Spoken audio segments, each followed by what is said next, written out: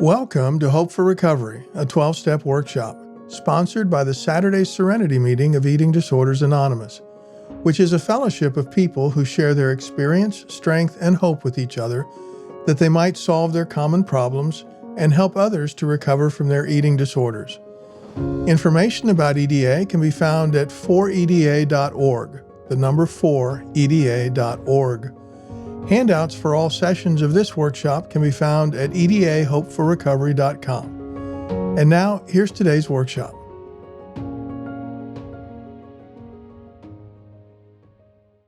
Hi, everyone. Welcome to bonus session number 3 of the Hope for Recovery workshop.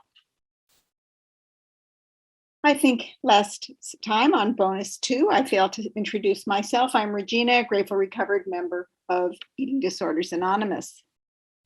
So we have been enjoying shares from members of our fellowship, and in bonus session 3, we're going to hear from Dylan, Elizabeth, and Michael. So here we go. It's now my pleasure to introduce Dylan. You ready, Dylan? I'm ready. Okay. All right. So my name's Dylan. I am recovering from an eating disorder, and I've been in EDA since May of 2017. It was my first meeting. And I'm just going to start out just talking about what I was like and then kind of move into what I'm like now.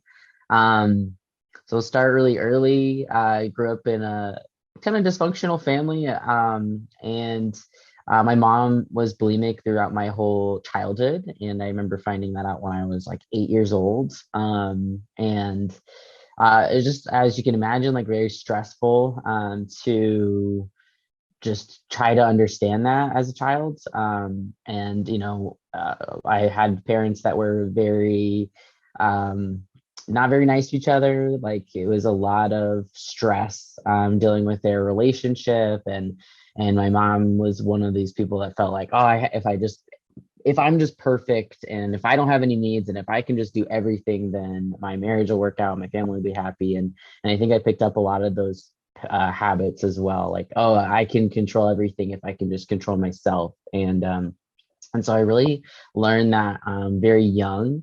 I learned to put others first and to really just be needless. Like all of my needs could be set aside. And I learned that in a lot of different ways. Definitely, you know, being a huge support for my mom. I had 2 other sisters, but I think I'm just the most sensitive, the most empathetic out of my family. And so I ended up being very, like almost like a surrogate spouse to her when she would have issues. You know, I from a very young age would learn a lot of things about my parents' marriage, and really was like her emotional support, more of a partner than my dad was. And so it just felt like there wasn't enough room for me and for my needs and my emotions. And so it was very early that I learned to just like put those in a box somewhere. So it felt really good, honestly, to not take up any space, because I got to be this like really a hero for my mom, and I got to rescue somebody, and it felt so good to have that kind of a role in my life. Like I felt good. And I got so much praise for it too. I learned really young to like accept praise instead of love. And that was like all I could think of was like achievement. And especially for like our bodies, you know, it's like both of my parents have strange relationship with food. And so, you know, we were very like all of us were praised for being very thin. And it was very important to be thin. People outside of our family, like we would go to restaurants, and my parents would like ridicule other people like for their weight. And it was just something that was like, oh, like this rule. It's like you are this size and anything else is unacceptable. You're worth less. And so I feel like the physical manifestation of like being small was just like a manifestation of that internal need to just take up no space, because my parents had no ability to hold any space for us. So I think that was like just a really important start to where my eating disorder behavior started. I got a lot of attention, and it felt good to be able to control something when my life just felt so chaotic. I also had my sister had dealt with addiction my whole life, and so it was just constant chaos. Um, and it just felt good to be the perfect, stable one. I could really control myself. Like, I had no emotional needs. I had nothing. I ate whatever was on my plate. Like, it was just like I could just be good, and that was what I felt like I needed. That was what I felt like my contribution could be to the family. But when I left home, things got more complicated, as they often do when we become an adult, and fell into addiction, used restriction and orthorexia to really cope with my life and find some kind of order. And it quickly just kind of developed into like an obsession. Um, I'm grateful that I never had to go inpatient, but I did really destroy a lot of my relationships with just my behavior. Um, and I think that rigidity comes out in a lot of ways, not only in my eating disorder, but the control and rigidity is like something that permeates so many areas of my life, including my relationships, and something that I really have to work on. And so but I think especially when I'm restricting, or when I was restricting, and I'm in this extremely obsessive rigid place with what I'm allowed to eat, it like the insanity is so much stronger. So suddenly I think I'm like allowed to tell my partner what she can do and how she should do it, and it really destroyed so much of my relationships. I think that was when the reason that I started coming to meetings was, we just had just a regular day, we were having a fight, and she was just so tired of it. Like, she's just like, I'm so tired of you being hungry all the time, taking it out on me. Like, you are not fun to be around. And I had never really thought about it. Like, it's like I just like kind of thought that was normal, like it was just like, oh, like this is the way I've always been. Like, if I was hungry, I didn't ask for food, and it was just like you just do something else. And so it was just some part of me was just ready to hear that I needed to change, and I started attending EDA meetings like later that month, when I found the program, and it was just such a miracle for me. I'm just so grateful to have had that experience.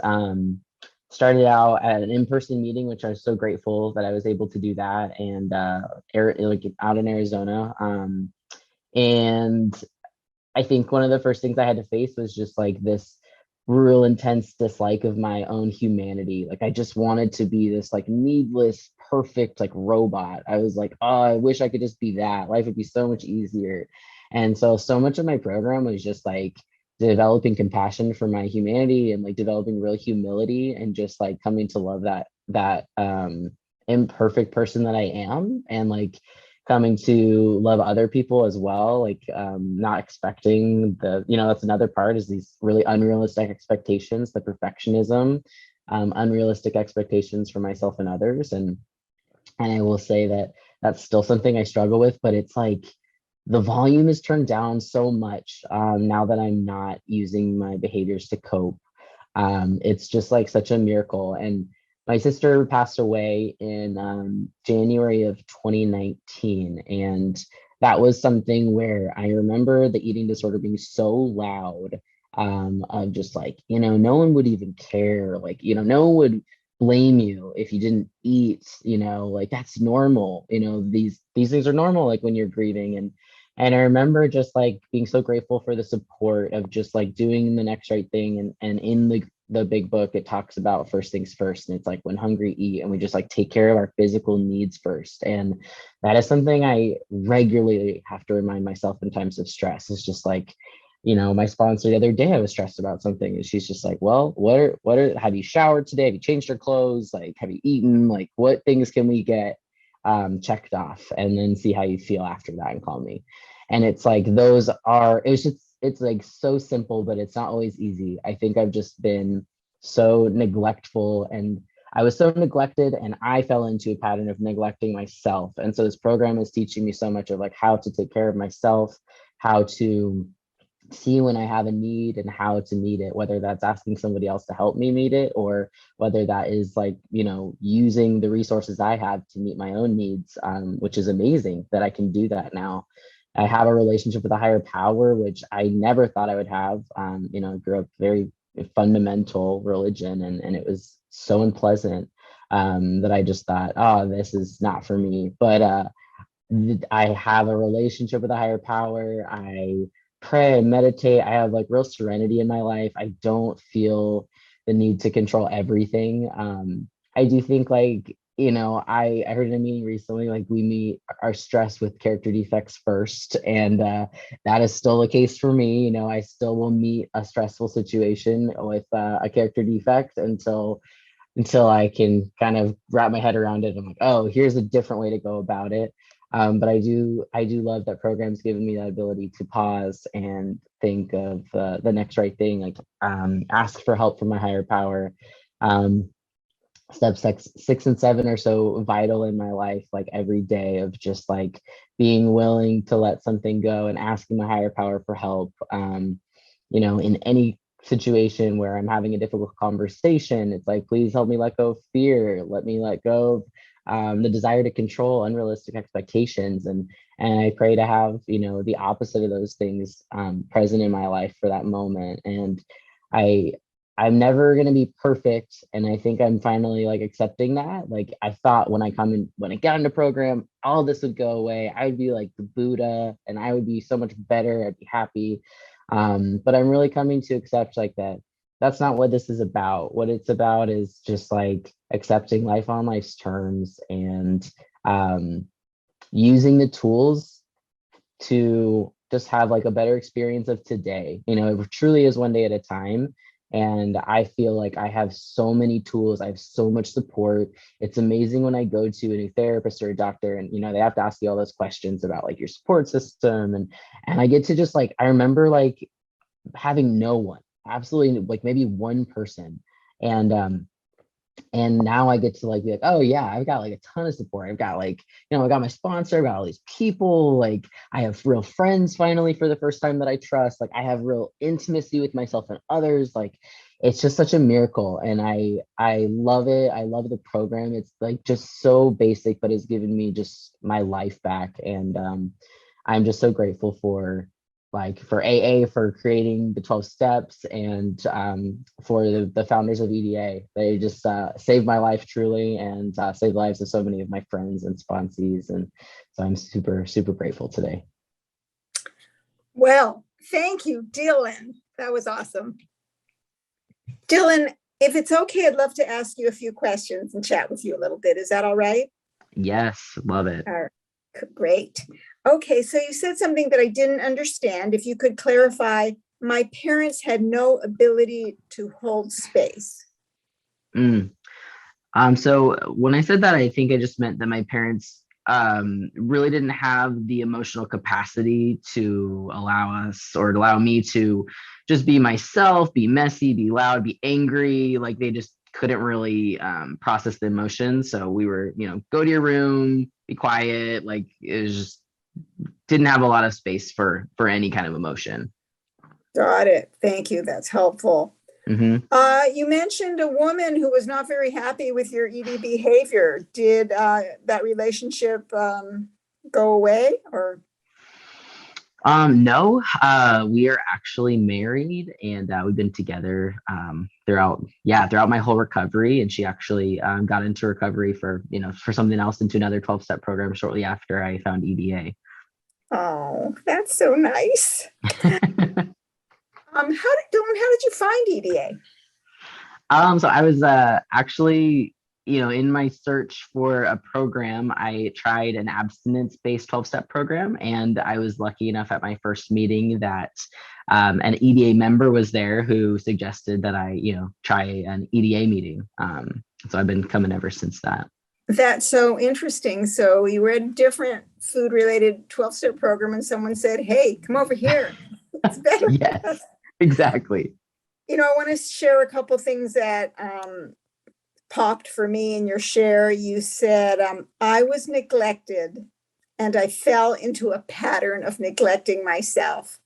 I thought that was so articulate. And the other thing is how you talked about calling your sponsor and your sponsor going through the basic needs.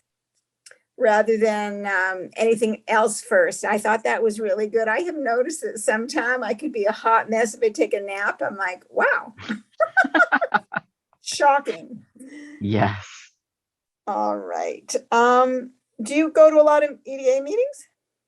I try to go to at least a couple every week. I go to a Tuesday Zoom meeting, a Monday night meeting, and then I think what is it, Sunday meeting, the like trans non-binary group.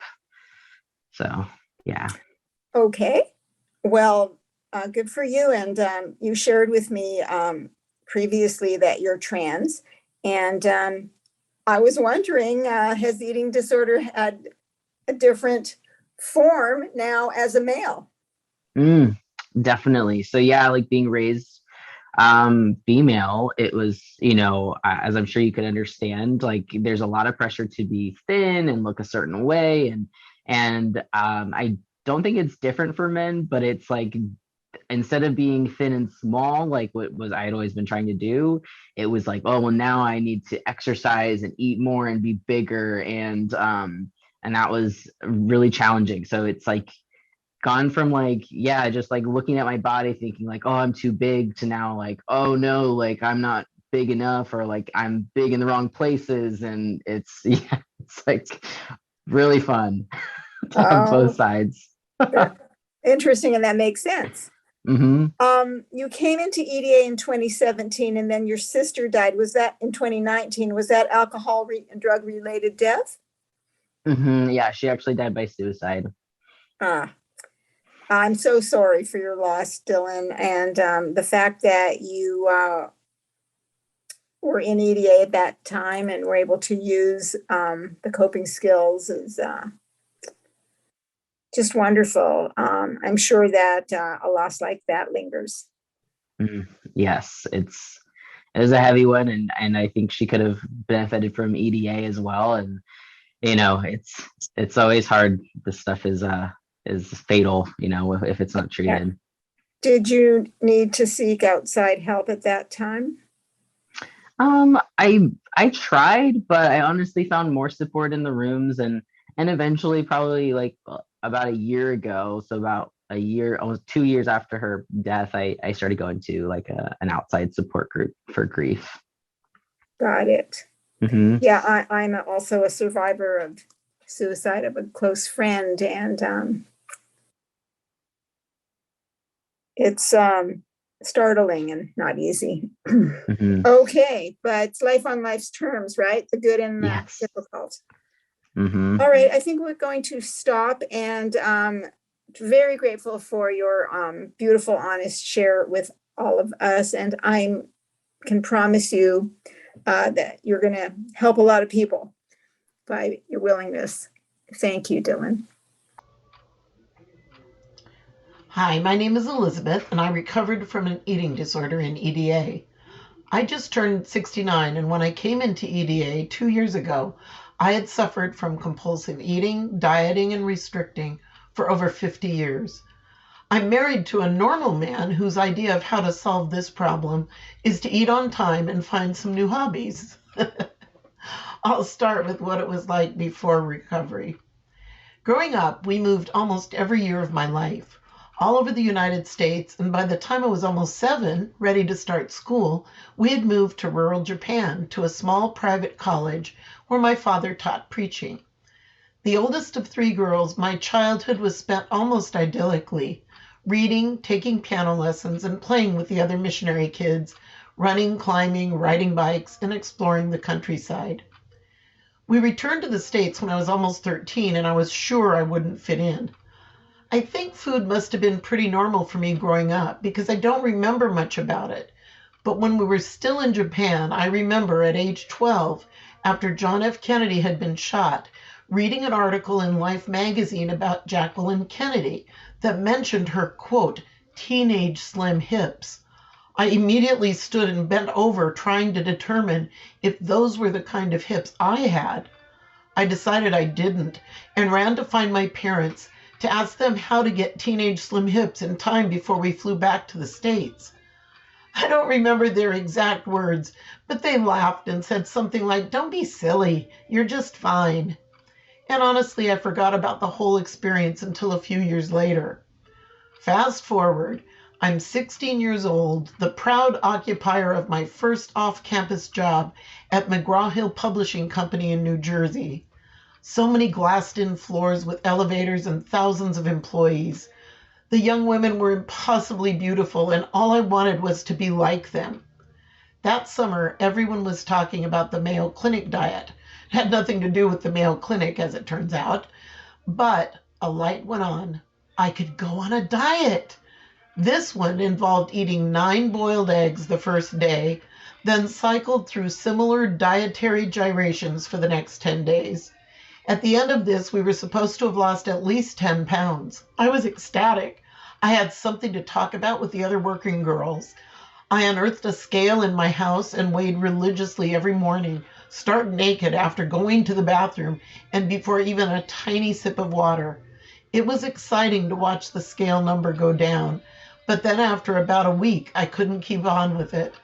I don't remember feeling traumatized about quitting, but I do remember that in the couple weeks following, I gained back the weight I'd lost and added a few extra pounds. And there it was, the beginnings of a lifelong diet, lose, eat, gain cycle, binging and restricting. For the next 50 years, with the exception of 3 pregnancies and 1 divorce, the overarching, dominating focus, the concerns, consternations, obsessions, frustrations, and highlights of my life were all about how I looked, what I weighed, what size I wore, and what I was going to do to change or maintain the right size or weight. I went to college, taught English as a second language in Micronesia for a year, married my best friend who decided he didn't want to be a husband, stayed for 4 years, got divorced, dated around, then met and married the perfect man for me almost 40 years ago. I started and ran a successful business for 35 years, raised 2 beautiful children, and welcomed a precious granddaughter into the world 7 years ago. During all this apparently successful life, I had a secret. I couldn't control what I ate. After that first diet, I tried countless other programs, many of them multiple times. Weight Watchers, TOPS, food point systems, food color systems, Richard Simmons, I still love his Sweating to the Oldies video, and all the enticing ideas in the pages of Cosmopolitan's best diets and exercise guides. When every available diet failed me, I tried Diets Don't Work, eating awareness training, Women Who Love Too Much, and other branches of psychotherapy. At one point, I'd been successful enough at the Schick treatment weight loss program, they were the ones who helped people stop smoking, that they hired me as a technician to administer aversion therapy to their overweight clients. But that didn't last either. I read dozens of books and listened to countless audios. All this was just the first 25 years. Every program worked for a while. Still, the first time I admitted I couldn't control my eating wasn't until I joined one, then another abstinent-based 12-step program starting about 20 years ago. I still believe that these 12 steps, the generous sponsors, and the loving fellowship contributed to my survival through those years. Even so, I could never sustainably control what I ate. I would manage to cobble together a few weeks of abstinence, sometimes a few months in the early years, but eventually would always screw up and throw in the towel. I kept coming back though, and by the end, I honestly couldn't maintain more than about 4 days in a row. It was like trying to hold a beach ball underwater. I believed this was the best it could get, and I resolved to just continue doing the best I could. I believed that once a binger, always a binger, and I was grateful for even the short reprieves, but utterly devastated each time I failed. So, what happened? Well, my husband and I left everyone I'd known and loved in California and moved to St. Augustine, Florida to be closer to his family. That was 3 years ago. In the process of the move, I magically started losing weight. I began using an app on my phone, in essence, started to diet again. But I knew I'd need more support than that once we settled in. I joined the only program available in my town, which was an abstinence-based 12-step program, and succeeded at abstinence for a few months. Then, just as I could feel the pressure building back up and my fear escalating, my neighbor, who was active in AA, sent me a text with a flyer he'd seen at the clubhouse for something called Eating Disorders Anonymous. I went to my first meeting and heard the impossible idea for the first time in my life that recovery from an eating disorder was actually possible. I didn't believe it, especially for me, but I bought the EDA Big Book and took it home. I devoured it, word for word, cover to cover. I remember weeping out loud as I recognized myself in those pages, but I also read on page after page that recovery was really possible. Like many of us who find EDA, I had to wait to get a sponsor, but in the meantime, I printed out brochures from the website, especially the EDA Recovery Milestones and Balance. That brochure was tacked up on my mirror, stuffed in my glove compartment, folded in my purse. I took it everywhere I went. I read it over and over again. I still didn't believe I could recover, but I kept going to that one St. Augustine meeting, thanking my lucky stars that I had that. And when a sponsor finally became available across the country, I jumped in with both feet. I'm so glad my sponsor had me start the 12 steps from step 1 in EDA. Learning and practicing the EDA 10th step daily and spot check inventory was like finding a pot of gold at the end of the rainbow. I remember feeling like such a fool having to learn how to handle emotions most people must have learned how to handle as kids.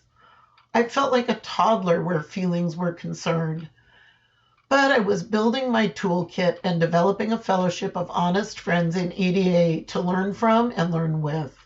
Within the first 6 months, I reconnected with a therapist I had worked with years earlier, and she became part of my recovery support system. I had joined EDA in October before the pandemic, got my sponsor early the following year, completed the steps, and somewhere in there the pandemic hit. Suddenly there were meetings available all over the world. Plus, I did an EDA workshop on Zoom during the summer and fall of 2020. That fall, finally believing that recovery might be possible and having experienced a lot of relief from my eating compulsions, I decided I needed some basic training on how to eat. With my sponsor's help, I found a dietitian trained in eating disorder nutrition and unlearned all the myriad conflicting rules I'd accumulated over a lifetime of this obsession. Within the first week of working with the dietitian, I felt quite literally, for the first time in 51 years, an absence of terror about what, when, and how much I would eat. I learned that it really was about feelings, not food, that food is food, and the rigidity that had kept me terrified simply melted away. I learned that while my body hunger cues might take a good long time to become active and accurate again, I could trust my enjoyment cues and that I could listen to messages my body was sending me. My body and I became friends for the first time in over 50 years. She's sometimes got a more direct line to my higher power than I do. That was just over a year ago, and I can't begin to describe the freedom that I've experienced since then, but I'm going to try. Here goes. Today, I live right where I live. That may not sound like so much, but using the tools of EDA, I've learned to be right where I am right now. What that means is that I love California. I love my family out there. I miss family and friends. I visit when I need to visit, and I live here now. When I first found EDA, I was consumed with a sadness, anguish, and guilt about leaving my declining parents, youngest sister taking care of them, my daughter and her family, our only granddaughter on the opposite coast. But before EDA, I would do everything I could to hold all those feelings at bay. And I did. I would eat till it hurt so I could focus on that. I would restrict till it hurt so I could focus on that. I would get so busy that I could focus on whatever project I'd gotten myself consumed with. Today, when I'm sad, I'm sad. I no longer assume guilt for other people's reactions to mindful decisions I make, including the decision to move to Florida. I can love and hurt and be kind all in the same body. Today, when I'm angry, I'm angry. In EDA, I've learned that anger, my own and other people's, has something to teach me. When I'm angry now, I have ways to express it that don't destroy any aspects of my life. I do get a lot of really good cleaning done sometimes. But first, I feel the anger. I do a quick spot check inventory and clean up whatever my part is, then get on with the business of living. I have learned it down to my bones that, for me at least, food was never the problem. It really was feelings, not food. Today, food does play a role in my life. It feeds my body, and I enjoy eating. I seldom eat more than I need, and if I do, once in a great while, then right after that, I don't. The food isn't complicated ever. I'm not afraid of certain foods or certain situations. I was at first, sometimes, but I learned that I can trust myself. Oh, I have my own definition of junk food, too. Here it is. Anything I'm not enjoying.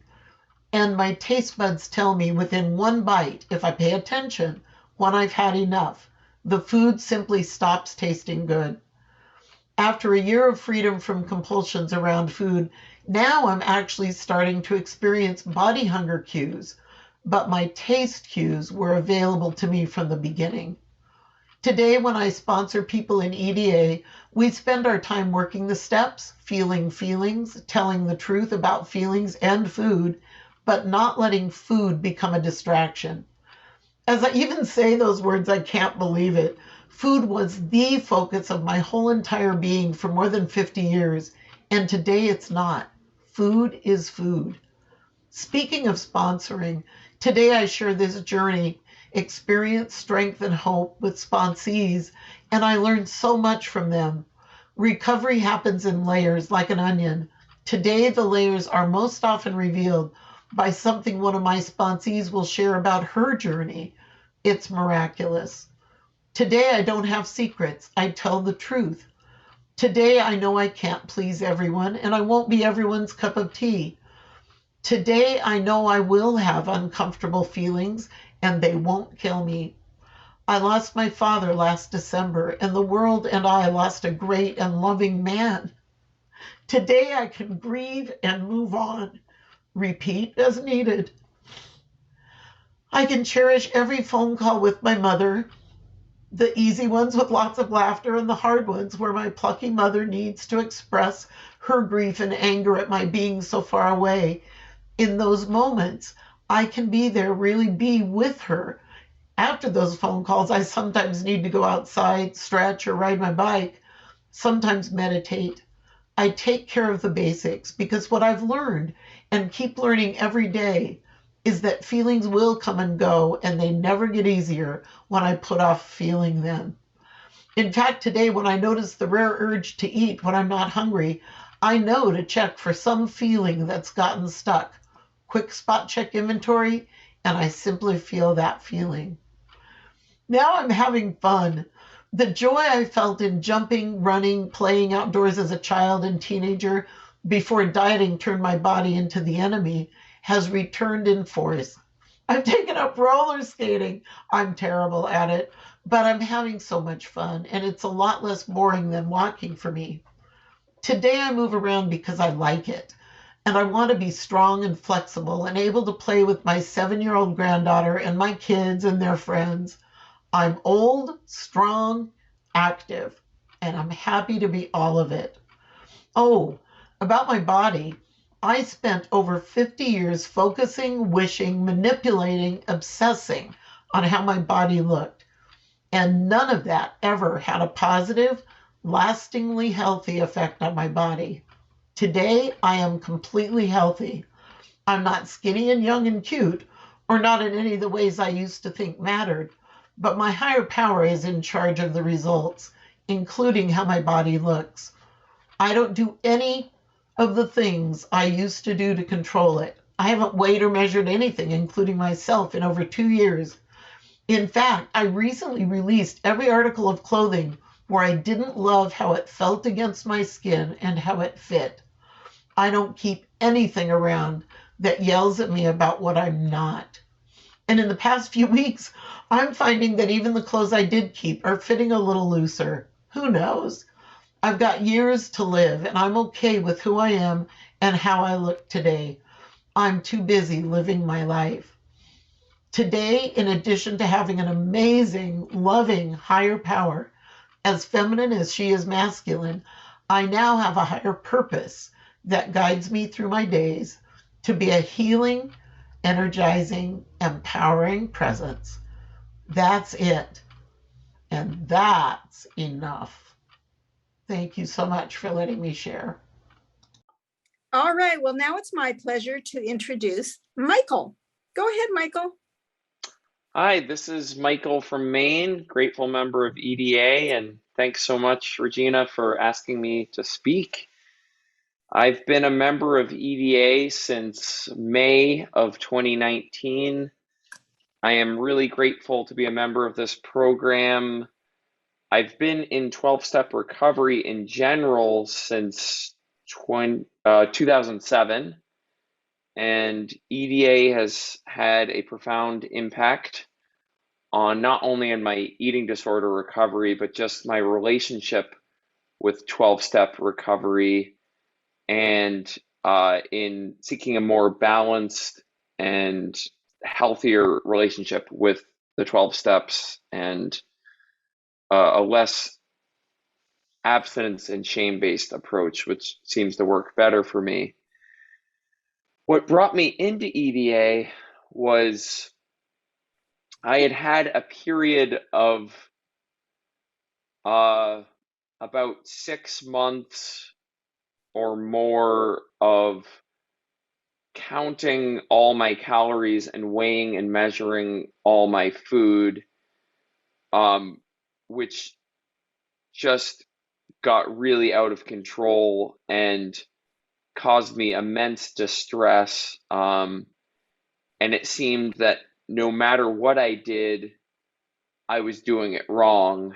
And I was either shaming myself for perceiving myself as not eating enough or eating too much. And I was also struggling with compulsive exercise and overworking muscle groups and not resting them.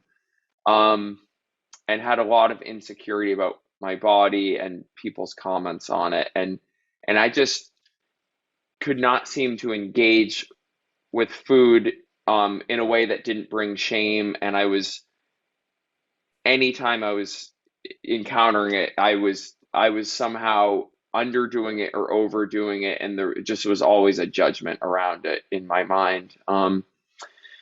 So coming to EDA, it just really resonated with me. The message of balance versus abstinence, because I had tried other programs, food programs, and I'd read about a few others and interviewed people in a few different food programs, and just the rigidity that I had experienced in some of them. I'd tried a couple sponsors, and it just really didn't work for me and really didn't make sense. Um, and I found some of the ideas I came across, such as equating certain types of food to be like alcohol to the alcoholic, to actually be pretty damaging to me, and I think contributed to eating disorder behavior for me. So coming into EDA, it's been a gradual process of healing for me. Things that have been really helpful: making outreach calls, recovery partners, connecting with, I have a couple really close friends from this program, and other people that I call as well. I was lucky to get a sponsor a few months in. I've been a little slow in going through the steps. I am in multiple 12-step programs, so sometimes I get a little overwhelmed by the step work in all the programs, but I am almost done with my 5th step in this program. For me, a lot of it has been healing from the perfectionism and just getting more okay with making imperfect choices and not shaming myself over small mistakes and over being human. And I find that even when I get off balance, like if I do something like overdo exercise, which is something I can still struggle with, if I recognize it and, maybe talk to someone in the program about it or talk to my therapist about it and just move on and say, I'm going to make a different choice next time. And it doesn't have to turn into this big shame spiral, which doesn't help me and just makes things worse. So I've been seeing in myself, like I did recognize a couple months ago that I had been overdoing a type of exercise that I really enjoy, that is very important to me, and that I still I'm really into hiking, and I can overdo it sometimes. But it's really important to me, and it really feeds my soul. But I recognize that I need to do this in a more balanced way. But by recognizing it in a way that I wasn't shaming myself, I've seen that I've been able to make progress and acknowledge, yeah, I overdid it, and I've been able to gradually step it down. So I'm in a much more balanced relationship with it 2 months later, rather than taking a shame-based, I lost my sobriety or something like that. If I'm counting days from from compulsive exercise, I think that would be a really damaging approach for me to take. So another thing, I will say I do take my spiritual life very seriously. I did before coming into EDA, I did as well. I appreciate that aspect of the EDA literature, that it really, and whether spiritual can be defined in a broad sense, whether that's higher purpose or higher power, and I really appreciate that it does not force religion or religious terms on anyone, and I really appreciate that aspect. Um, but I really like that the literature focuses attention on what matters, and takes it away from obsessing on where I did wrong, how many days do I have clean from X, Y, and Z, etc., and more on what is the next right thing for me to do, taking it back to the present, taking care of basic needs. And that's another big thing for me, is I really, important things for me: sleep, taking care of my body, my basic needs, not overloading myself, having recreation time. These are all very important things for me. I also seek outside help. I have a couple of mental health conditions. I have bipolar 2. I also have OCD, which I was diagnosed with about 5 months ago, which significantly interacts with my eating disorder and compulsive exercise. And I found that by seeking outside help for the OCD, that has really helped to reduce my compulsive exercise issues by addressing my OCD. Yeah, I found that really helpful. But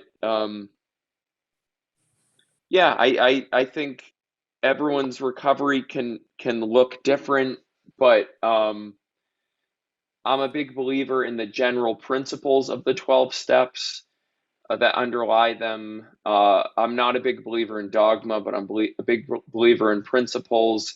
And I just love the message of balance, um, and the strong focus on what matters from EDA. So with that, I think I will pass. Michael, if it's all right with you, could we chat for a few minutes? Sure. I really appreciate your honesty about your mental health diagnoses and how getting the outside help has had a side benefit of benefiting your eating disorder. I think you are not alone. I know you're not alone in having a dual diagnosis. I was just curious, you were counting calories and going to different food programs and weighing and measuring. Were you doing that in order to eat? Why were you doing that? I was doing that. I primarily identify as having orthorexia and compulsive exercise, and I had a blood test done, and there was one number on the blood test that was slightly high, and I got really anxious about it. So I was just trying to micromanage all my nutrients in a way to Got it. yeah. And manage And, those. although initially my initially I should say I really struggled with weight for many years, and about 5.5 years ago I made some major shifts to my diet, some of which I took ideas from other food programs around certain types of food being equivalent to alcohol, and I eliminated them from my diet, and over time, and I forgot to mention all this, but over time, just the scope of the foods I ate just narrowed and narrowed and got extremely narrow by the end. So not only was I really counting calories, but I was the amount of foods I was allowing myself to eat, the range of foods was extremely narrow. Got it. Were you saying that you were in a larger body at one point in time? Yes. Okay. Got I it. was, and that wasn't the case at the time I started counting calories, but it was the case about 2.5 years before that. Okay, so it sounds like you've been in a larger body, been in a smaller body. Yep. It's sort of all one eating Yep. disorder that you're Yeah. with. Okay. Totally. You had started talking about your relationship with your higher power and your spirituality, and I think we got a little off track. Can you say a little Yeah. bit more about that? Sure. Yeah. I would say for me, the two ways I connect most strongly with my higher power, one is meditation, which can look like sitting meditation. It also can look like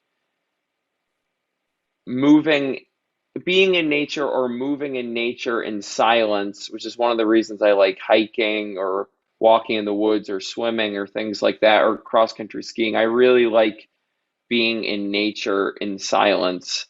And I find that meditative. So I find that